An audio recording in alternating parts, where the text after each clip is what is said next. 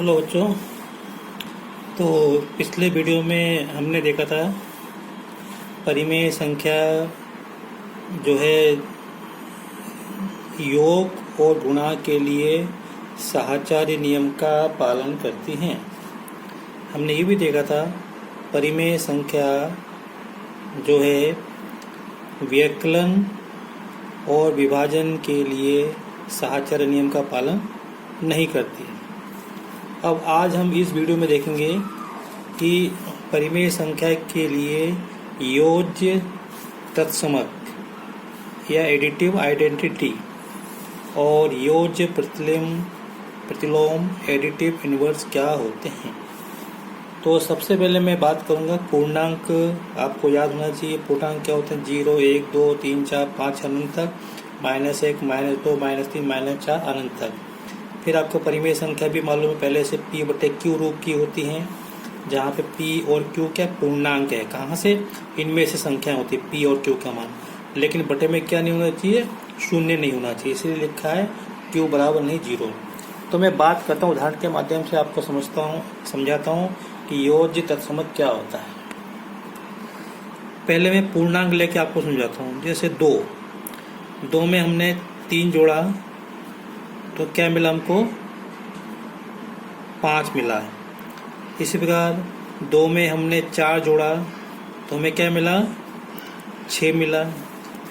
अब क्या ऐसी कोई संख्या है, ऐसा कोई पूर्णांक है जिसको हम 2 में जोड़ें तो हमें 2 मिले? सोचो जरा, ध्यान दो।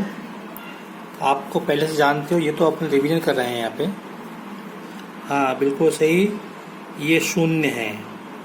ये शून्य देखो यहाँ पे, ये रहा शून्य। ये तो ये 2 में शून्य को जोड़ा तो हमको वही संख्या मिली। आप कोई सी भी संख्या ले लो, 10 ले लो, 10 में शून्य जोड़ेंगे तो हमको क्या मिलेगा? 10 मिलेगा। मैंने यहाँ पे बराबर का निशान नहीं लगाया, जानबूझ के नहीं लगाया, केवल आपको इंडिकेट कर रहा है कि हमको ये मिला यहाँ पे। तो इसी प्रकार अगर अपन कोई भी परिमेय संख्या ले लें और उसमें हम शून्य जोड़ें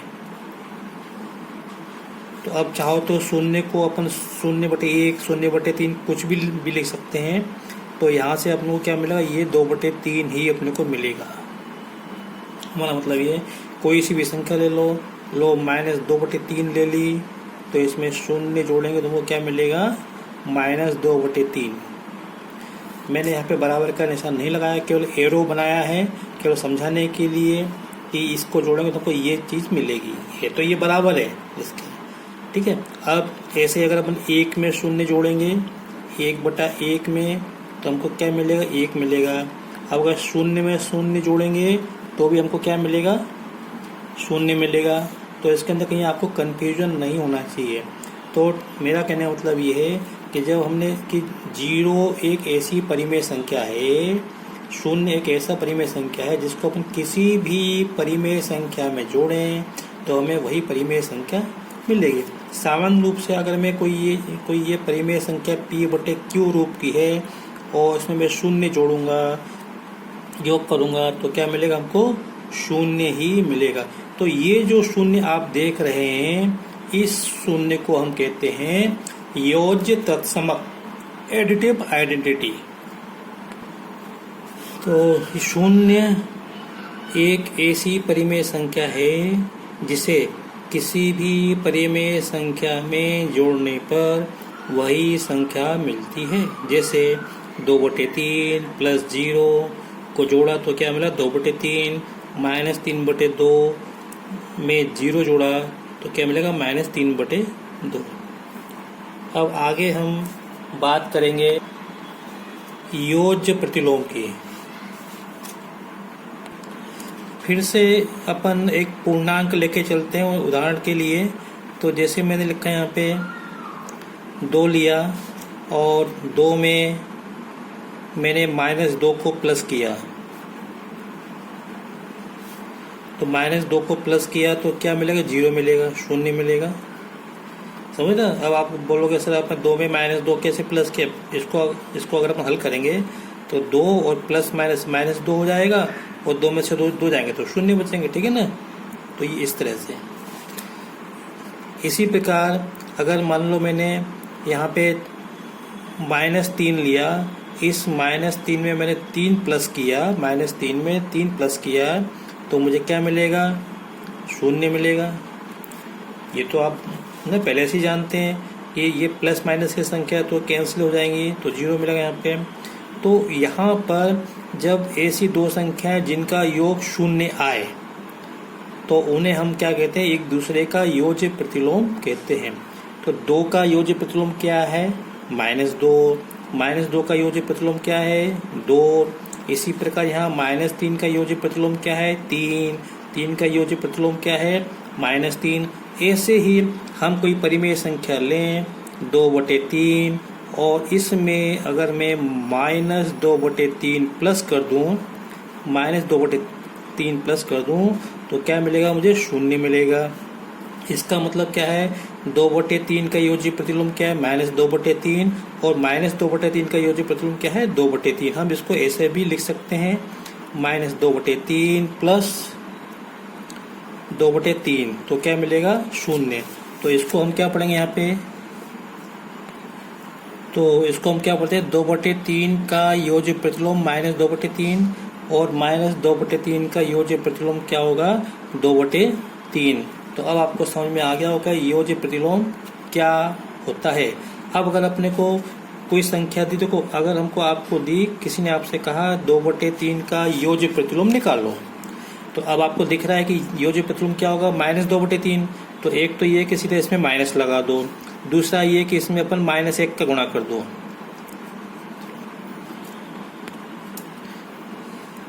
दो बटे तीन का योज्य प्रतिलोम अपन ऐसे ले सकते हैं, 2/3 में -1 का गुणा कर दो। तो गुणा करने पर क्या मिलेगा हमको? -2/3 मिलेगा। तो इससे 2/3 का योज्य प्रतिलोम क्या हो गया? -2/3। इसी प्रकार अगर अपने को -2/3 का योज्य प्रतिलोम निकालना हो तो अपन क्या करेंगे? -2/3 में -1 का गुणा करेंगे, तो क्या मिलेगा हमको? यहाँ पे माइनस माइनस प्लस हो जाएगा, तो 2/3 हो जाएगा। एक तरीका और है, जैसे अगर अपने को 2/3 का योज्य प्रतिलोम निकालना है, तो योज्य प्रतिलोम का मतलब ये होता है कि इसमें अपन ये संख्या जोड़ें कि यहाँ पे 0 आए। तो थोड़ी देर के लिए मान लिया मैंने इसमें x जोड़ा, क्या जोड़ा? x जोड़ा, तो हमें x का मान निकालना है। तो अब आपको मालूम है कि अपन क्या करते हैं, समीकरण हल करते हैं, तो इस 2/3 को उधर ले जाओ। तो अब मैं यहाँ पे, तो ये हो जाएगा, ये उधर जाएगा, तो 0 - 2/3 आएगा। अब मैं यहाँ पे बराबर लगा देता हूँ, ठीक है। तो 0 - 2/3 क्या आएगा? -2/3 आएगा। तो x का मान क्या होगा? -2/3। तो ये हमारा योज्य प्रतिलोम होगा। यहाँ पे भी देखो ये आया था और यहाँ पे इसके स्थान पे अपन -2/3 रख सकते हैं। अब हमारे पास दो तरीके हो गए। अगर हमको किसी संख्या का योज्य प्रतिलोम निकालना है तो उसमें या तो -1 का गुणा कर दो, या अपन इस तरीके से भी अपन निकाल सकते हैं। बच्चों, मैं आपको एक बात यहाँ बताना चाह रहा था कि जैसे यहाँ पे मैंने लिखा 2 + 0 से अपने को क्या मिलता है? 2 मिलता है। तो अब देखो 0 कहाँ है? अपन 2 में 0 जोड़ा है। हम इसको ऐसा भी कर सकते हैं कि 0 को इधर लिखें और 2 को इधर लिखें, तो भी हमको क्या मिलेगा? 2 कहते हैं। तो हमें ऐसा क्यों बोल रहा हूँ कि ये इसको कहते हैं बाएं दाएं, लेफ्ट राइट, है ना। क्योंकि कभी कभी जब आप आगे जाओगे अगली क्लास में, तो ऐसा आप देखोगे कि 0 को जब अपन, या कोई भी आइडेंटिटी हो, 0 को जब अपन इधर रखेंगे या इधर रखेंगे तो हमको समान संख्या नहीं मिलेगी। ये बात की बात है। मैंने आपको थोड़ा सा आपको ध्यान दिला दिया।